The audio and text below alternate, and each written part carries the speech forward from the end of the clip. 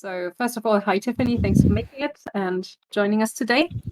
I know that people are very excited about you. So we know about you that you are a senior gameplay programmer at Lightforge Games, but you want to, in your own words, just introduce yourself a bit about your role and what you do at Lightforge Games? My name is Tiffany. I've been in the industry for nearly 10 years. Started Codemasters on F1, moved over to Ubisoft, did games like Far Cry 6.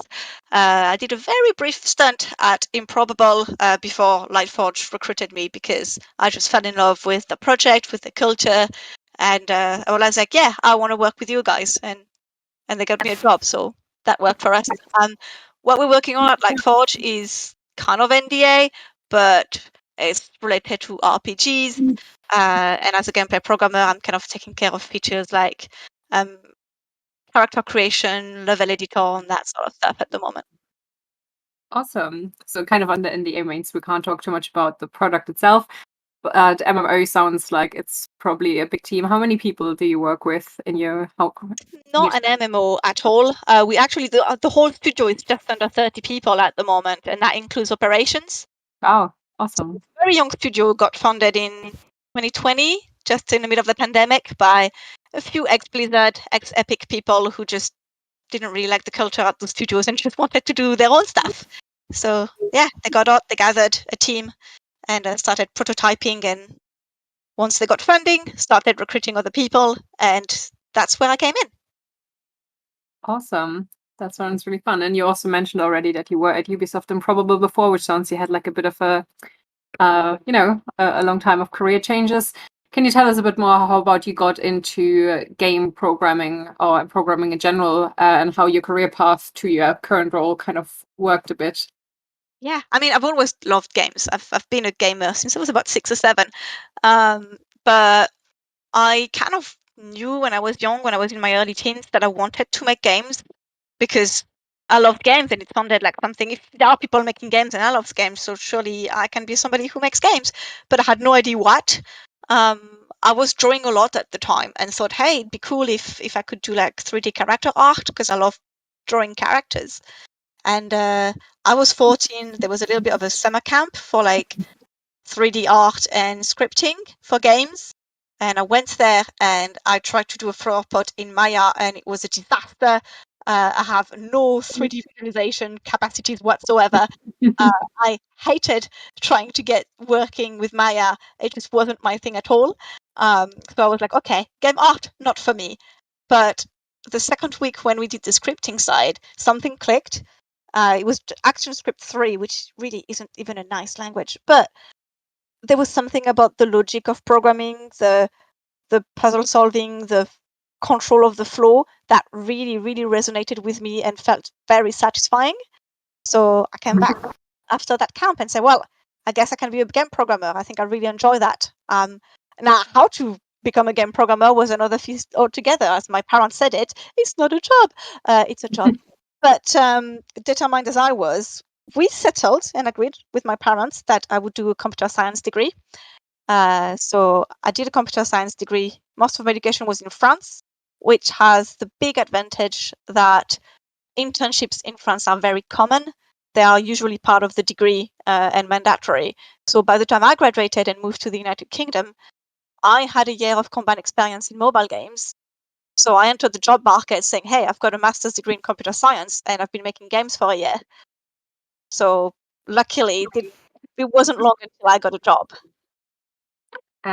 That's really awesome, and it's a nice career path. Also exciting to hear that you started in a different corner, more in the art, and then figured out like that is something for you. I hope that's something that a lot of the people in the audience can connect with. This, thinking, I just want to work in games. I think this is for me, and then figuring out yourself. So, it's never too late to kind of change trajectory. And even if you figure out that one thing isn't quite for you, you can maybe find your passion elsewhere. So hopefully that's quite exciting. Okay, that's cool. So you got your first role then with your masters under your belt and some experience. What was the title of your first role like? What was the job like, and how did it feel to kind of land in the industry? I was lucky that I started straight in gameplay.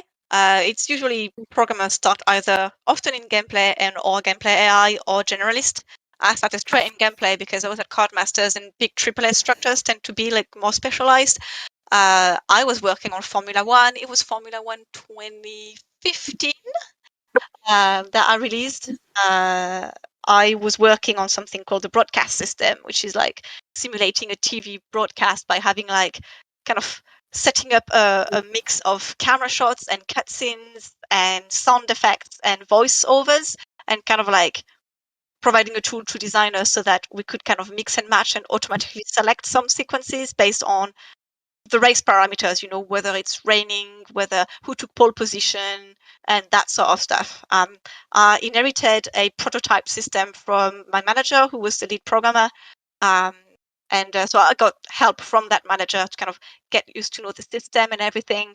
And then I just owned that system for the full 3.5 years I was at Codemasters until the end. Awesome.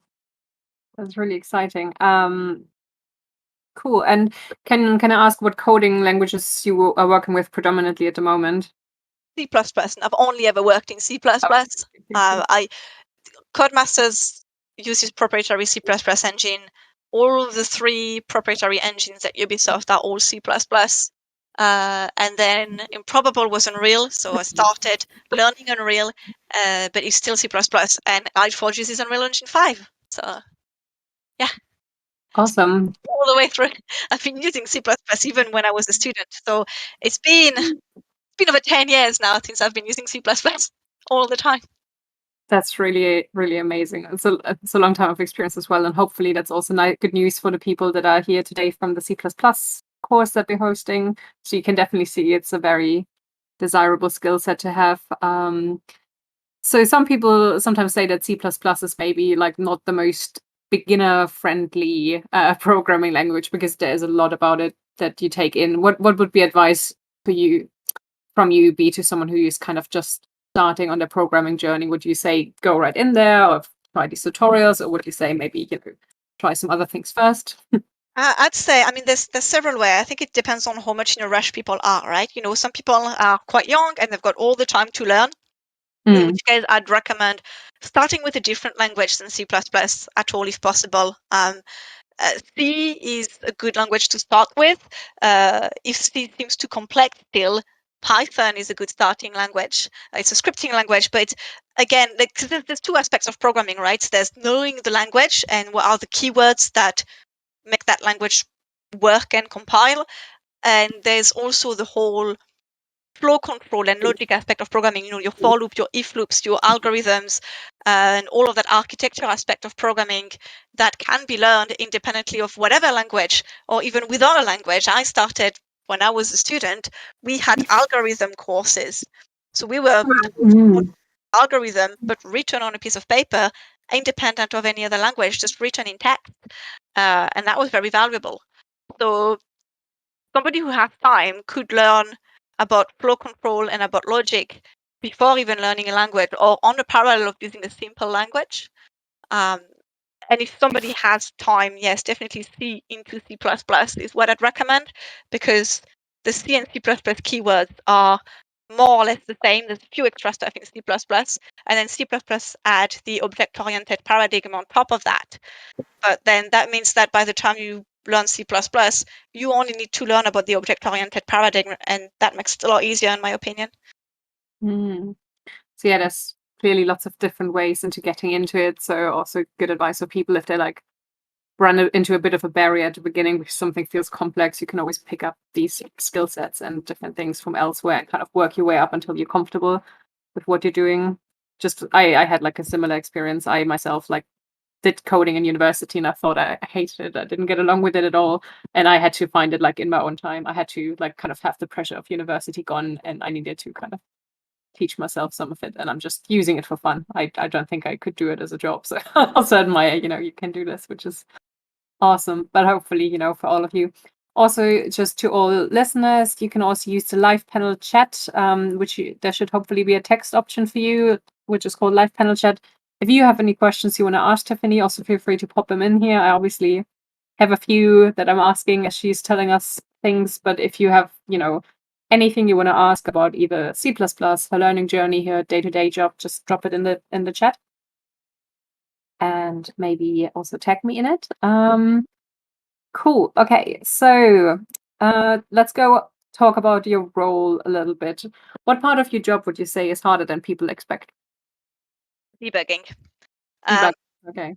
The debugging is one part. I think it's something that we don't teach nearly enough, um, uh, whether it's at university or when people learn solo, people who are self-taught, because you spend a long time learning how to write code. And that's fantastic. And then you're very good at writing and debugging your own code, but reading other people's code, sometimes, especially in AAA, sometimes I have to get into a project, get into a code base, and there's a piece of code that's not working that I have to debug that somebody wrote 3 years ago and they've left the company. So I've got nobody who knows about that. And I wish, my advice to my old self 10 years ago was like, learn how to read other people's code because you're going to do an awful lot of that in your career as a game programmer, and it's not really easy because people have their own way of explaining things, and while we always say document and comment your code, nobody ever does it in reality, let's be honest. So getting better at reading other people's code and navigate an unknown code, it's something that I ended up taking a mentor for a couple of years ago, a more experienced mentor. I was already an intermediate, and I was already in my career quite advanced, but I felt like I was struggling to get to the senior level because of that, because I couldn't understand other people's code as well. So I sought out a mentor, and he helped me a lot, and I was able to get senior roles after that. That's awesome. So how would one go about improving or learning how to debug or like work with other people's code? Because we have a lot of people here that are obviously self-taught or just about learning it. If they wanted to get into it, can you give some accessible tips how someone could practice that? Yeah, I mean, there's always the way, like as somebody's entirely solo, there's always like look at GitHub. There's a lot of open source project and code. There's even some old games that have their source code released. Download the GitHub, select a file, like a gameplay file, something like an inventory system or a movement system or an animation system, and try and understand what it does. Try and break it down. That's a good way to do it. If you have friends who are also programmers, swap.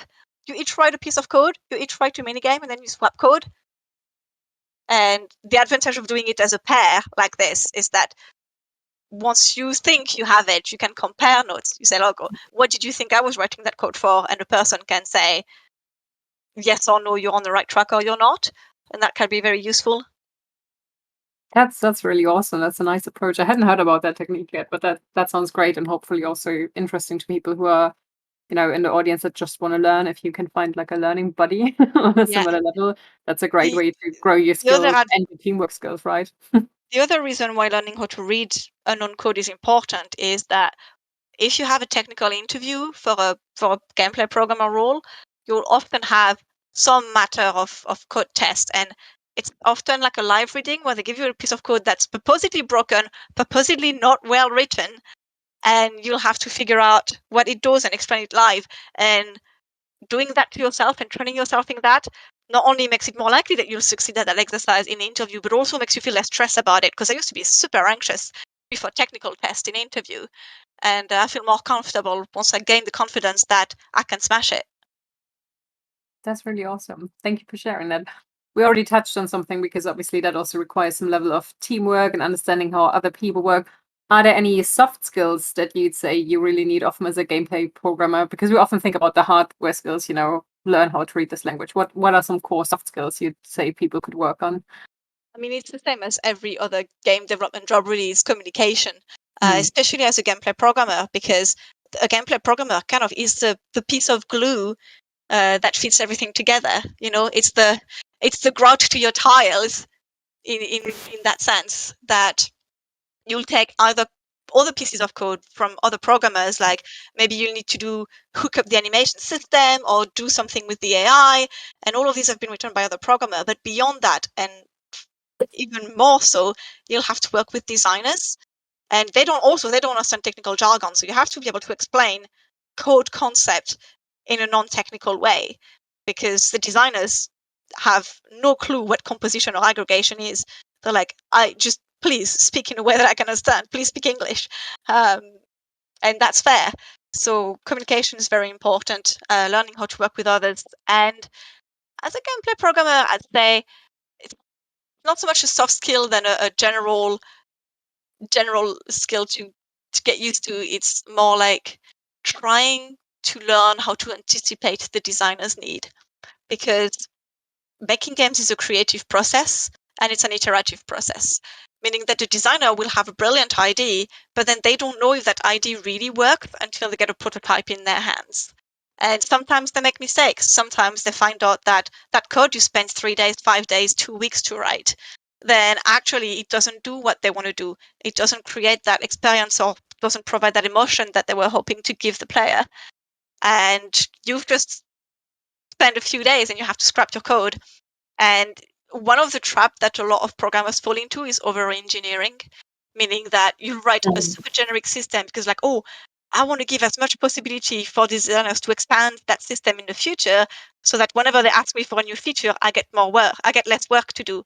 But sometimes you over-engineer and you end up spending like 5 days instead of 2 on a prototype that might be scrapped. So it's about learning as you go, as you progress in your career, learning how to anticipate when a feature, you have to do it fast. And it's okay if it's a bit broken. It's okay if you need to refactor it later, because the designers need it as soon as possible and we're really not confident if this may or may not work. And learning when to put a little bit of extra time into a task to provide that extra flexibility that will save you time later on the project. Now, there's not really this is how you learn how to do it. You just learn by experience. It's just something to watch out for as you learn how to work with designers. Is try and analyze, okay, what could I have done more or less to help out here? Awesome. Thank you so much. So hopefully lots of things to learn for everyone. We also have some audience questions at this point. So Thomas asks, what is the most common misconception that beginners bring into the job? They think that they need to be super mega good at math. I'm not saying that math is not useful. Vectorial math can be good as a gameplay programmer, but you don't need to know math in out and throughout. People really think that they need to be super mega good at it, and for gameplay, not so much. Other game programmer role, definitely. AI, physics, even engine and graphics will need math, but gameplay, usually whenever you need it, you can just refresh yourself on Google. Let's face it, that's a big misconception. The other misconception that people often have about gameplay is that they think that by being a gameplay programmer, they're a designer assistant. You're not a designer assistant. Like everybody else on the team, you can give your feedback on a design, and sometimes the designer will give you something very vague, and you'll get the opportunity to kind of try and sway the design in a way that you feel is good, but you're not a designer and you will never be a designer. So if you want to get into design, just get into design or technical design, but don't get into gameplay. I see so many juniors applying for an entry-level gameplay programmer position saying, I want to be a designer. And if that's your line, then you're not going to get the job. So really understanding also what the role is about and how it matches your skill set and addressing how you can fill that gap rather than trying to project your own wants onto the role. And it's fine if you think that gameplay is for you and then you find out later that you wanted to be a designer because that's actually what you want. That's fine. Career change and role change within the industry is always possible. I'm not saying that once you're in a role, you should stick to it until the end of your career. Absolutely not. But you shouldn't apply for a role that is not what you want to do, or at least you don't believe is what you want to do. Awesome. Cool. Then we have another question from Kieran. Hi, I've just recently graduated. How long did it take for you to go from graduating to your first job, and what are seniors expecting when interviewing a junior/graduate or intern? I was very lucky that I got my first job within 2 or 3 months. But again, I cheated the UK system by having experience that somebody who's done their education in the UK won't necessarily have. But other than that, I mean, the thing is, it can take any length of time, right? Programmers are in demand as long as you've got good skills, decent portfolio, then you'll at least get an interview. But the most important thing in an interview for a junior or for an entry-level role is to have a good attitude and a good attitude to learn. people often, that's a mistake I see often on like CVs, for instance, where programmers will really do all of the technical skill they can put on there, but then they put no soft skill. And I mean, you won't get an interview because it's a common mistake. And a lot of the developers just know better than this, right? Know better than just stop at the CV stage. But really, when I was at Ubisoft and doing like graduate interviews, we were hiring 60 to 70% on personal skills. There's always a minimum level of programming that you need to have achieved in order to get the job. But we'd rather teach somebody a bit more C++, a bit more Unreal, a bit more this, than have to teach them how to work in a team, because that's much harder. So if you can prove that you'd be a good team fit, both culturally and through your interpersonal skills, you actually stand a better chance, even if you're not the most technical programmer out there. I'm not the most technical programmer. There are tons of programmers who are way better than me, but I managed to find my space in the industry by being that person who's very outspoken, who can be a good mentor for others. And it's my interpersonal skills that actually got me those promotions rather than being a better programmer than everybody else. I'm still a decent enough programmer, of course, but yeah. That's really good advice, and also a question that kind of aligns with how do you personally kind of try to bring that across in applications or interviews when you go about this? How do you show those soft skills? So it's actually easier than you think. A lot of people think that, well, if they've not made game in a team, they don't have teamwork experience. I was chatting to somebody after that panel I went to on Saturday, to somebody who's trying to get in the games industry, and they've been working at McDonald's for a few years, and they're a manager at McDonald's. They are a manager. They have management experience. That's invaluable at entry level. You know, if you have like led a little gaming convention that you've organized in your local area, or volunteering at a charity shop, all of that is actually soft skill and teamwork experience. And it's not like soft skills can shine in a lot of other areas. I was saying before we started this panel, I play a lot of Final Fantasy XIV. I have a raid team. Leading a raid team makes you a lead. It gives you leadership experience. I recruit people for my raid team, so I have to practice giving interview. So really, those soft skills, actually, you probably all have a lot of them. You just don't really know where to find them. So it's kind of like, my advice would be, remember that soft skills don't have to be game related. They could come from anywhere else, professional or non-professional experience.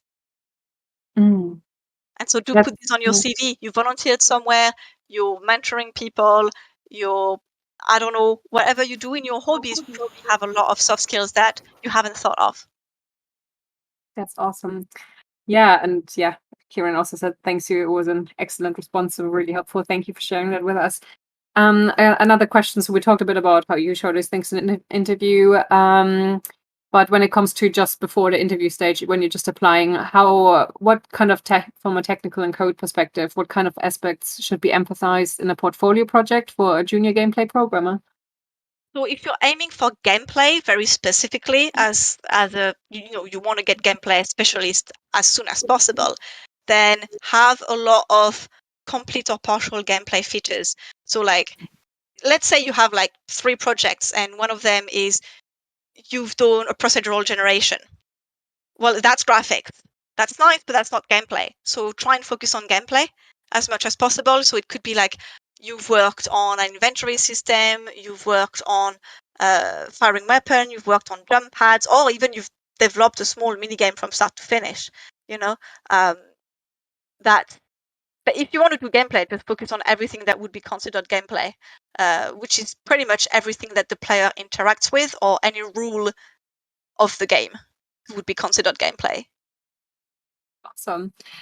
Because I think you also said you were involved in hiring processes before. I often wonder, how do programmers best show like a gameplay? Do you link to your GitHub profile and say, here, you can read some code? Do you post some code snippets somewhere, or do you show a finished product and then put some documentation in it and how you approached it? What is a good way of kind of getting someone to look at your code so that they can judge, what you're doing and how you're doing it?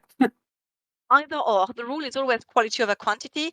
For me, I would say let's talk about my ideal portfolio, right? My ideal gameplay programmer portfolio would be somebody who's got like that website, and there's a page about a small summary about themselves, who they are, what they enjoy, what do they want to be in the industry. And again, I'm stressing out, we're hiring mostly for people. We're hiring people first, programmers second. So it's important for us to know who you are and what you vibe. So a bit of summary about yourself, then the list of your technical skill, 3 to 5 minimum, definitely ever no more than 10 project or gameplay features that you've worked on. It's good to have a mix of solo project and team project. If you have game jams and stuff like that, that helps. And then for each project, just have, can include some screenshots or some mini videos. I think people sometimes do like walkthrough videos where they talk about the different features, and they embed the YouTube video into the website, and that's brilliant, but that's very time consuming. If you can't do that, a couple of pictures say what I've done, and what you've done is extremely important if it's a team project, because we want to know what part you've done. And then what was your thought process? If you've made mistakes, you're like, actually, I did that feature that way. What I've learned from doing it is that actually, if I was to do it again, I would do it this other way instead. So have a little bit of a mini Dave blog where you explain your thought process and what you've learned about it. Is very important, rather than just say, here's a project, and then there's nothing about it. And then, of course, yes, if you have a GitHub, a link to your GitHub. If the game is playable, a link to the game so we can play it. I love playing candidates games when I can, because it gives me questions to ask them in the interview. So hopefully that answers the question. Having the whole source code is nice. I've seen people putting just snippets if you're not proud of the particular project, like the whole project, you're like, well, I'm not proud of the project, but there's one feature in it that really shows who I am and what I can do, then there's nothing wrong with just putting that one feature and just putting a few snippets of the code, like, screenshots of the code of just that one feature, if you want to really focus on that. The thing is, when we get candidates, like when I was at Ubisoft, we'd get hundreds of CVs. Yeah. And I'd have sometimes like 10 CV to review in a day. I can't spend an hour on each CV. When I'm going to look at the portfolio, I'm going to look at 3 projects maximum. So whatever you do, make sure that those 3 projects I'm going to look at are the 3 projects you want me to look at. That's amazing advice. Thank you for breaking it down so nicely. I hope that gives people a really good idea how it looks like from the view of recruiting person, the amount of time you have to look at something, what you're looking for. So you hopefully all have some really valuable feedback out of this. Next question from the audience. Thomas asks, do recruiters still frequently expect whiteboarding in technical tests? Whiteboarding. I don't know what you mean by whiteboarding. They would just put you in front of a whiteboard and say, can you solve this code example without using, actual programs or computers, maybe? I mean, that a lot of the interviews now are remote. So whiteboarding, not so much, although I've seen it happen. I've lived it myself a while ago. But in the terms of like being given a piece of code all of a sudden that you've not had time to prepare for, yes, that still happens. It's sometimes like they'll just give you a PDF, or they'll share their screen and they'll ask you to look at the code and tell you, what does this code do? And can you tell me what the mistakes are in this code? Or what do you think this line resolves to? Do you think that compiles or that does not compile, etc.? So it can happen that you're put in a certain piece of code, usually just a small one. And then another common-ish type of technical test is you're given a project, either a complete project you have to debug or a project that you have to expand on. And it's more like an open space where you get to express yourself, and you can put this. Usually they'll hopefully tell you, like, we expect you to put about X amount of time into it. But it's up to you. And if you get an open-ended test like that, again, if there's a specialism you want to get into, physics, AI, gameplay, whatever, focus on that, because that's valuable information. Again, we're trying to find out what you like. There's nothing that makes us more afraid as hiring managers than getting somebody into the wrong role, getting somebody into a place where they're not enjoying it. We want to recruit people who are going to enjoy working in that role, because it's important. Awesome. Yeah, thank you. That's really helpful. Then we have a lot of questions here from Olex. First one is, realistically, do you need to know algorithms in depth, or do you just have to have an idea that some of them exist? There's a couple of quick algorithms that are good to know. Um, Knowing like the in-place sorting, for example, like the array sorting and stuff like that is very useful. Other than that, you don't necessarily need to know like A star by heart. No, you don't. Fun fact, I had to do a quad tree recently. Quad tree is not something that gameplay programmers touched upon often, to be honest. And I had done quad trees 10 years ago when I was a student. But I remembered vaguely what a quad tree was structured with and what it did and where it was used for, but I couldn't remember the exact implementation. I just looked it up, and that's the thing. Another misconception, to go back onto a way earlier question, programmers do Google a lot of stuff. we're just Google machines. We can't remember anything. And I spend a lot of time like just, how does this work again? And that's fine. So no, you don't need to learn any algorithm in depth.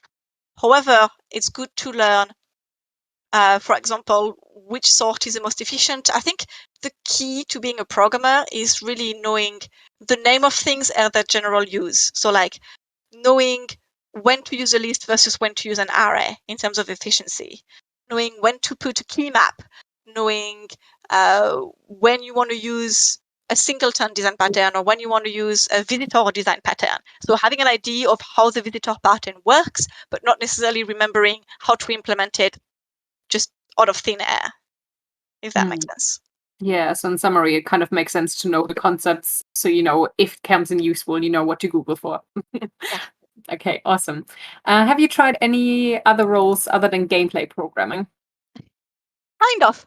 I did a tiny bit of AI near the end of my time at Codemasters. I had redone the difficulty system for F1 2017. I enjoyed that. I enjoyed AI, but I had already handed over my resignation. So when they asked if I wanted to join the AI team, I was like, that's a little too little too late, but whatever. And I tried kind of against me physics when I was at Ubisoft. I did a lot of vehicle simulation and there was a lot of physics involved. I really just don't like physics. I also, from having tried it at university, know I don't like graphics. So pretty much, just I know from experience, know that gameplay is really where I shine. Fine, Manish. That's awesome. Then the question, I think we already touched upon this a bit earlier, but what difference a junior level from middle and senior, not team lead, from a code perspective? Is it architecture? Is it something else? There are two things. It's kind of like the complexity of systems you can write. Junior is expected to just do a lot of small isolated tasks. An intermediate will be able to start an investigation, maybe produce a simple technical brief, and mostly will be autonomous in working on small system to bigger task. So generally like part of a system, not the whole complex system, but part of a system that you own. And a senior will be able to write a big system, say an entire camera system, for instance, on their own. Well, not on their own, because you always ask other people for help, right? You can't know everything. You can never do everything on your own from start to finish unless you're a genius. But what I mean on your own is you know when to ask for help, right? That's what I mean by on your own. You can do the whole feature, including knowing when something is out of your depth and you need a little bit of extra input from another programmer or the internet. So that's, Yeah. and also senior is usually expected to be able to mentor others, and that's kind of the big gap between intermediate and senior. Is a senior may or may not manage, but will definitely be a point of contact to answer the junior questions. Yeah, I think that's a very interesting and different skill set, whether you can solve a problem or whether you can help someone figure out how to solve problems and how to explain concepts in a way that's approachable. Awesome. I hope that answered the question. Another question, did you develop many of your own projects after getting your first job, or is it more about the experience, get the next job? I didn't, because as much as I adore programming on my day-to-day job, I do 8 hours of programming a day, and that's enough for me. I have a lot of other hobbies in my spare time that are not related to programming, and so, well, if somebody invited me to a game jam, I'd be like, yeah, sure, if I have the time, I'll happily join and do a game jam every now and then. But I do enough programming on my day-to-day that I just want to do other stuff when work time is over. But some people do. Some programmers are just programming nerds, and that's what they want to do. And when they don't code, they code. Either is fine. You don't need to be a programming nerd to be a successful game programmer. And it's more about the experience to get the next job. Yes, as I said, it's about like how autonomous you are, really, and how it's about autonomy and your kind of investigation skills in the sense of knowing when to tackle a new feature and when to ask for help, etc. So that's the experience for the next job. Awesome. And the next last question by Olex is, what are the code standards that you use? Solid, Grasp, GAS or GAS, Unreal Engine, or any other? I'm using a bit of the game playability system in Unreal. Otherwise, every studio is different. Really, every studio is different. Usually, the newer standard is a lot of people are using C++ 17, but it depends on how old your code base is. A really old code base could still be using C++ 14 standards. It just really depends. It depends on how new the team are, how technical they are, how much legacy you've got in your code base. I'd say if it's like a rolling project that rolls out every year, like a series, you're more likely to encounter older standards because they don't renew the engine or the code base all that often. If it's a brand new project, you're more likely to find newer standards because a new project means it's a good place to start bringing in those new standards and use new concepts. Awesome. Red Bananas asked a question, though I think we kind of already answered it earlier when we talked a bit about the soft skills and teamwork. And they asked, how do you learn or prove that you can work in a team there? So you kind of already listed, kind of just listing the experiences, right? Where you have worked with other people and had to prove yourself. Yeah. Game jams. Anywhere you've worked with other people, whether it's in games or not, you're part of you're playing LOL with a group of friends and you've got to gold or plat, then you can work in a team. That's something to put. You've been volunteering at a local cat rescue.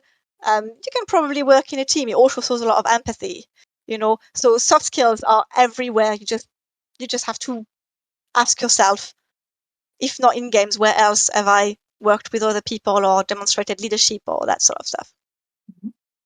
And there's another question we touched upon already earlier, but just maybe for repetition, because we talked specifically about how you do your portfolio. But someone also asked, what are the most important aspects on a CV for getting a programming role interview? Getting a summary about yourself so we know who you are, and trying to match as many tick boxes as you can compared to the job description. That doesn't mean you need to match them all. Again, if you don't tick all of the boxes, it's perfectly fine. You can still apply, and it's actually perfectly normal because when we advertise a role, we advertise the 11 out of 10 candidate, the very outstanding 1 in a million candidate. So if you said there's like 10 skills and you meet 7 of them, apply anyway. If you only meet 3, maybe you need to do a bit more work. But if you meet the majority of what's listed on there, that can be good enough. So yeah, if they say they want C++ and you know C# or vice versa, it's okay. One trait of a good programmer with a lot of experience is that as you gain experience in programming, you'll quickly realize that learning a language in itself is not the problem because it's just learning new keywords. Once you have a good understanding of software architecture, a good problem-solving skills, and you know your data structures and your design patterns, you can pretty much adapt those to any language. And learning the language or learning the new engine is pretty much trivial at that point. When I got my job at Improbable, I had never touched Unreal before, and they wanted an Unreal Engine programmer. I had never, ever touched Unreal. And same for Lightforge. I only spent 3 months at Improbable because Lightforge just got there. But I told Lightforge in the interview, I'm I've only done Unreal for 3 months. I'm still very much a beginner when it comes to Unreal. And it's like, that's fine. They decided that I was worth hiring, despite the fact that they could probably find another programmer who knew Unreal way better than I did. Yeah, and that just goes back to what we discussed earlier, right? That it's just about, showing who you are as a person, bringing that across, and why you want to work for this company and would be the right person for the job. And then you can learn all the bits there. Yeah, it's Mhm. what can you bring that other people cannot? And sometimes it's not about the technical skills. It's what do you have that sets you apart from the others? What makes you not the same programmer as the other 5, 10 programmers they're interviewing? Awesome. Then Ben asked a very kind of to your current role specific question. They noticed that on the Lightforge game sites that most, if not all, staff work remotely. How do you find out what style of working? How do you find that style of working when in a programming role? Like, how do you find remote roles? Well, Lightforge is entirely remote. We don't have an office. There is no office. And beyond being remote, we're also all over the world. We have 2 programmers in the UK. We've got 1 publisher in Berlin. We've got somebody in Canada. A lot of folks are in the US. We have somebody who's just going to Japan for 3 months, and finally someone who lives in Hawaii half of the year. So it's remote and also all over the world. For programmers, I'd say a lot of programmers are fairly solo, if that makes sense. It's a job that you can very comfortably do from home. If that's your style, working from home is not for everyone. It does require, though, a lot extra emphasis on soft skills. When I said earlier it's important to know when to ask for help, it's even more important if you're working remote, because there's not going to be anybody behind your chair who'll be like, hey, you look like you've been struggling because I can see that you've not progressed for a while. Or there's not somebody in the kitchen if you go have a cup of tea and you look, on your face it looks like you're a bit troubled, then I might say, hey, is everything all right? Do you need help? So working remotely is about really making a conscious effort to get that communication going and be a good worker and update people frequently, request update when you need it. It requires a lot of empathy, because you don't know what's going on the other people's screen, right? If we're all in an office, you can tell if somebody's at their desk or not. If you're working remotely, they might not be at their desk, or they might be at their desk, but you can't necessarily tell if they're having a good day or a bad day. At Lightforge, we also have no car hours. So at 2 p.m., I could be taking a walk. I could not be at my desk. So people know that, I'm not necessarily going to be there, even if I'm showing us online on Slack.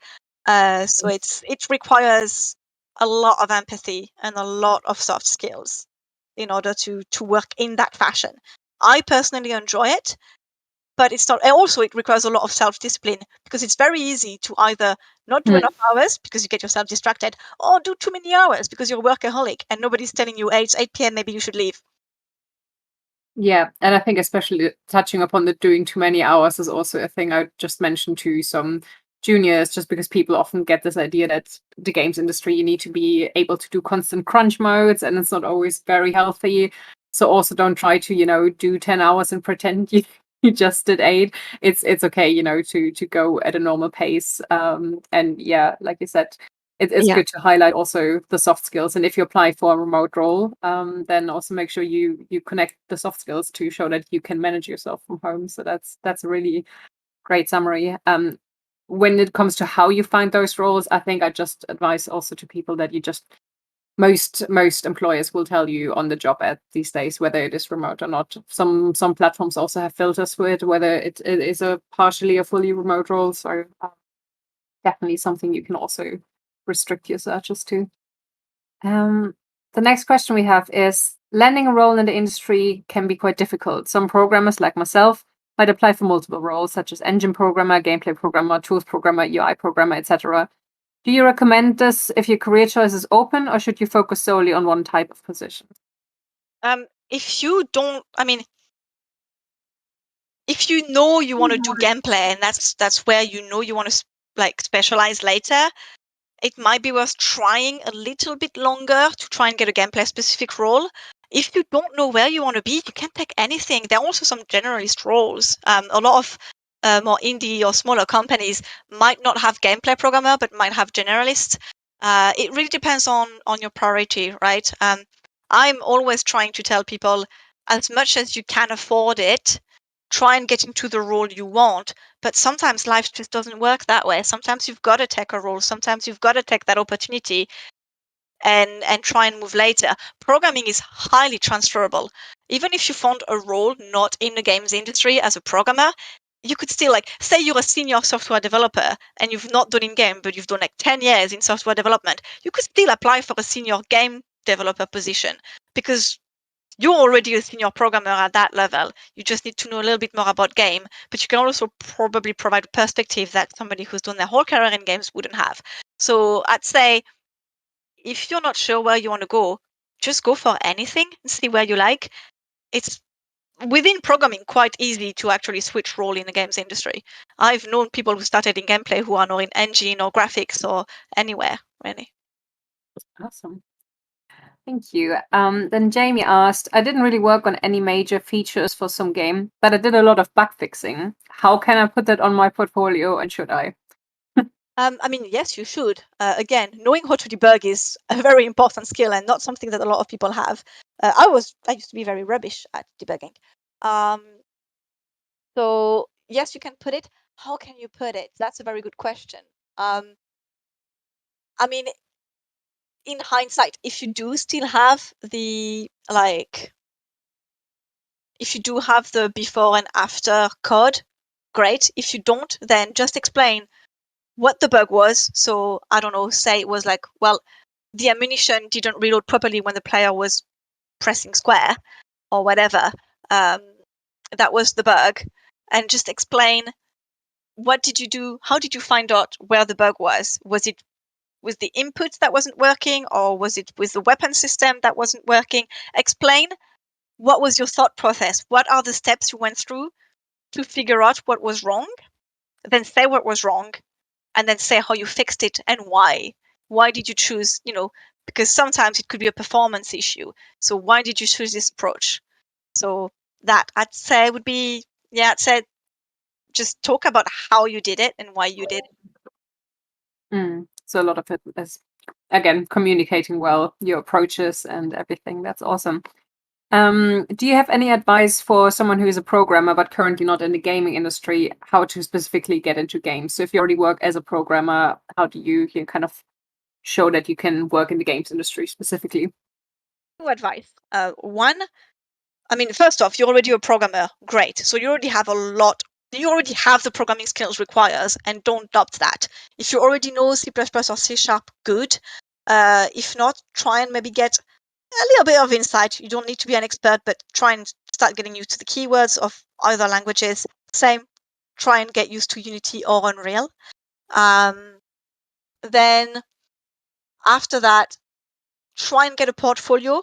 Again, like, a portfolio is good for entry level role or really any entry role, right? Because you've never done game before. So try and, if you have the spare time, I know it's not always easy because you have a full-time job, presumably. But if you can try and find the time to do a couple of small games or small features here and there, that would be really awesome. Building a portfolio would help a lot. But then my other advice, because you don't necessarily need a portfolio to get there, is, again, try and figure out, what did you learn as a non-game programmer, whether it's technical skills or interpersonal skills or kind of like project development skills like agile and stuff like that. What did you learn that games people don't do that you think would be beneficial? Sometimes I was at Ubisoft and we hired this incredible lead programmer because he'd been outside of the games industry for like 20 years or something. He'd never done game before, but he just had that perspective, because the game industry is very young and there's a lot of things in the game industry that aren't working well, let's be honest. So sometimes having that fresh perspective from somebody who's done traditional software development, as I call it, is very valuable. So find that niche. It's always about this, regardless of the level of entry. Find your niche, find what it is that sets you apart from the competition. What do you have that somebody who's only done games doesn't have? That's really sound advice, and I hope they that they can do something with this. Okay. We have a question. Is it worth applying for mid-level roles as an entry-level applicant? Are jobs ever created if the right candidates applies for the wrong role? So about the first part of the question, the short answer is no. I mean, you can try, but unless you have a portfolio or experience or skills that can prove you are worthy of a mid-level in terms of, as I mentioned earlier, autonomy and size of features that you can develop, then you're not going to get the role, right? There are career steps for a reason. If you believe that you are worthy in terms of skill of being at intermediate level, then sure, apply for it, even if you've never been a junior. But you're gonna need a very, very solid application, right? You're gonna need to be outstanding. And like I said, normally, like even if you match not all of the criteria, go for it. If you're trying to keep grade in a way, you're gonna need to match most of them in order to justify that you're going above where other people might believe you would be. But who knows? I'm not saying it's impossible. It's down to your confidence, really.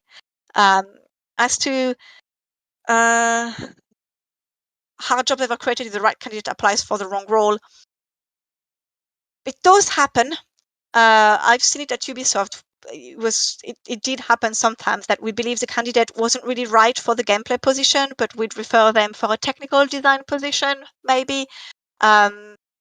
Sometimes it's not so much that sometimes you're so exceptional, and that happened to a friend of mine. He was so exceptional in his role that the company he applied for created a role just for him, because whatever he was good at, they were like, we can't pass on that person, and we're going to create a role for them. But that usually happens more at senior and mid level. That rarely happens at junior level, where there's such an already like saturated pool of candidates, really. So it does happen, but it's very, very rare. Yeah, I can imagine that, especially on the entry level, like you said earlier when we talked about the things as a recruiting manager, you have to look through so many portfolios, so the competition might be quite fierce. And if you're doing this, I guess it also is down to resilience. Like, don't be discouraged then if you get rejections, because you are trying to shoot like for a very high level of role. Then we have another question around applications. That is, at what point would you say is an applicant is coming too strongly in the application for a game program role, and how could this be alleviated? I think there's such thing as being too strongly on programming. You can be a complete programming nerd who loves to code 20 hours a day. That's perfectly fine. It all comes down to how well you work in a team. Because again, you could be the best programmer in the world. If nobody wants to work with you, nobody will work with you. So there's no such thing as coming too strongly as a programmer, but there is something such as sounding too arrogant or too selfish-minded and therefore not suitable for working in a team. That's the trap. But otherwise, you can't really come as I love programming too much or I'm too good at programming or something like that. It's more the trap is if you're that good a programmer, sometimes you can come across as a little bit arrogant, and that's the trap you should not fall into. So finding a balance between, obviously confidently talking about your skills without trying to take too much credit on something or being like overly arrogant. That's a good point. Another question also around that I had just, have you also observed that people were just, talking about the game that they would be working on too much if it is possible, and that you'd felt like, oh my God, they're such a super fan, they might not be able to professionally engage with this job? Is that also a trap that people can fall into? Is that rather not happen? Like, can people talk about, why they really want to work, for example, for Ubisoft, because they might be like, the ultimate question in any interview, and that's even more prevalent at a studio like Lightforge that is culture first, is, do we want to work with this person? Yeah. And it all comes down to that. Awesome. Good. So there's your role. Ask yourself that question, and maybe you can always get advice from peers. You can ask someone else to have a little review of your portfolio, give you a bit of honest feedback, how it sounds, how it comes across. Let me see what else we have. I hope I'm not skipping anything. Could one still get a job if they haven't gotten employment in over a year, even if they do game jams and projects and other things? That might not necessarily be the most popular opinion, but I do believe that game jams or personal project or whatever are experience. They're not professional experience, but they are experience.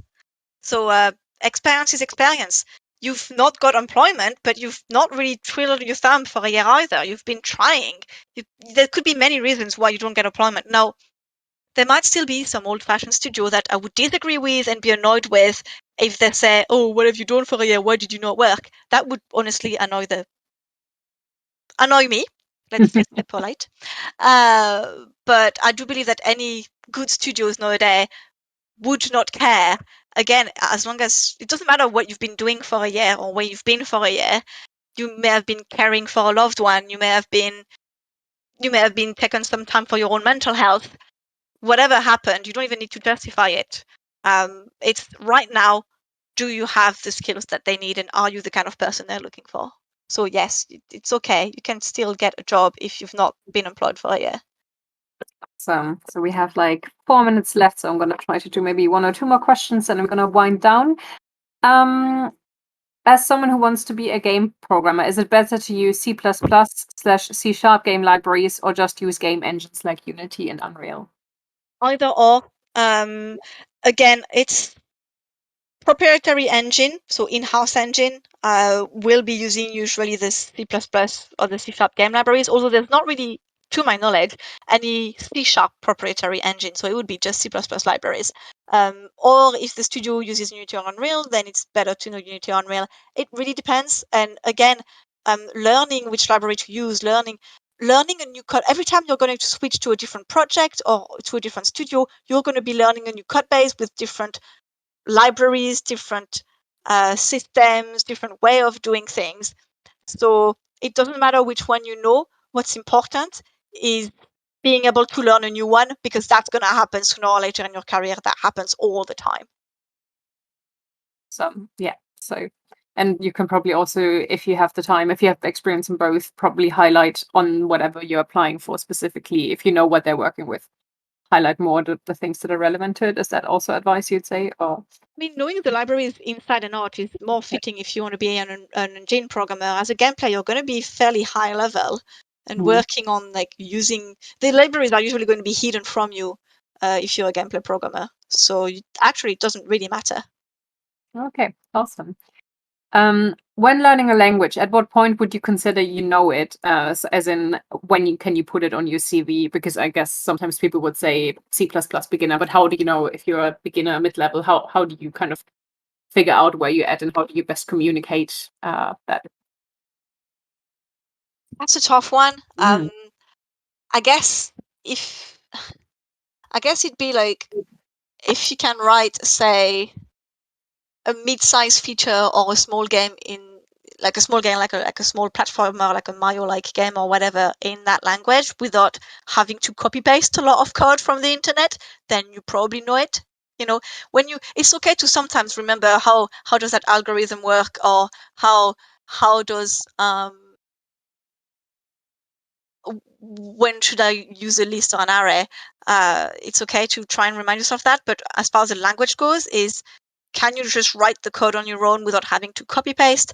Can you not spend 3 days on a simple compiler error? And in case of C++, for example, how often do you forget your const, for instance? Again, if you forget it sometimes, it's fine. If you forget that const is even a keyword in C++, then you probably don't know it enough. Awesome. That's great. So we are at 1 minute 2, so I think we're going to wrap up here. I know we had a few more questions, but also for everyone else who attended today, we have a few more panels coming up over the next few days with other gameplay programmers and general tech programmers from the games industry. So also make sure you check in on those and follow them. Thank you so much, Tiffany, for taking the time and speaking to us for like a whole hour and going so much in depth, giving so many amazing, very applicable tips and tricks. Is there anywhere people can follow you, like on Twitter? Do you want to maybe just drop it in the live channel pad? Yes, I'm going to drop. Oh. I will load links. I can drop my Twitter link and my LinkedIn link if people want to send me follow-up question. I'm also on that Discord, so if people want to tag me, I've got so many Discords. I'm sorry, so I tend to not necessarily read it actively, but if someone were to tag me, I would definitely see their message. Just don't spam me. Whatever you do, wherever you contact me, please don't spam me, is all I'm going to ask of you. Please But don't I'm going to spam drop any my of the speakers. Twitter and LinkedIn in here. Why does my LinkedIn link is wrong? Sorry, my LinkedIn link is not what it should be. I'm gonna edit my message because I am not focused on that. Okay, thank you. Yeah, There we lots of go. thank yous here in the chat. Better. Thank you so much for answering all the questions. It's been really, really helpful. Lots of people also said thank you earlier about going so much in depth. So Yeah, thanks again. if I It was can lovely just having you. quickly, if I can Good. just quickly answer one of the question, which is about what gap needs to be crossed when applying for gameplay when coming from the mobiles industry, because I've been there. None. It doesn't really matter if you're on mobile or if you're on console or if you're on PC or if you're on indie or AAA. It doesn't matter. Gameplay is gameplay. Again, a good gameplay programmer can adapt to the code base, can adapt to the size of the project. It's about that adaptability and that knowledge of programming fundamentals such as design pattern, data structure, and code architecture that are going to get you the job, as well as just being a nice person to work with, once again. Fantastic. Even got an extra question answered. There you go. I hope you all have a lovely evening. To all our fast trackers C++, I hope I see you all tomorrow at 8. Well, actually, my colleague Declan is going to see you tomorrow. I might drop in if I'm around. But yeah, thanks again for the thing. I hope lots of you feel inspired and could take something useful for your CV and panels. And have a lovely evening, everyone. Bye. Thanks, everyone. Bye.